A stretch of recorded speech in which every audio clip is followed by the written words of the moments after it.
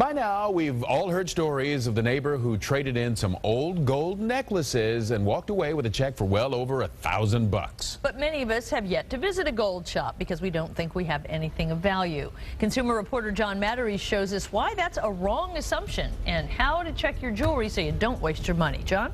Well, Carol, lots of people have some old necklaces, earrings, bracelets, but in many cases, you're too embarrassed to bring them to a gold shop because you figure they're going to tell you it's just worthless costume jewelry.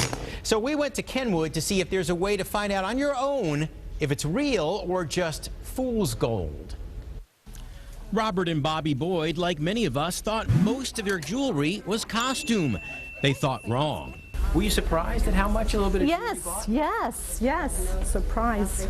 Here at JS Gold & Coin in Kenwood, many people are telling a similar story after selling what they thought was worthless costume jewelry. In a few boxes of costume jewelry, you can find some silver, you can find gold fill, and almost every time you're going to find gold. So how do you know if it's real? Store owner John Saylor says don't rely on a stamping because older jewelry was not marked. They didn't used to mark the gold. There was no 10 karat, there was no 14 karat. So how can you know if something is really gold? Saylor's employees use a small magnet. Most costume jewelry is made of steel inside and sticks. A lot of people use the magnet test. No precious metals are magnetic.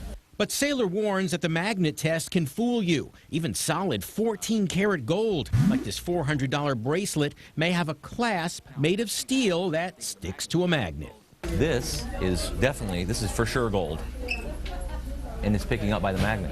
If you threw this away, you just tossed $400. So Saylor says don't be embarrassed. Even if you think it might be silly to bring in a lot of things, if you have any suspicion that it might be good, bring it in. It doesn't cost anything to get it checked. Donna Wright is glad she did. Bring it in and check it out. It's worth it. Now, professionals at JS and elsewhere also use a nitric acid test to determine if something is real gold. But unless you know what you're doing, it's best to skip something like that. Remember, gold buyers don't charge anything to inspect your jewelry, so don't be embarrassed and bring it in. Don't go away.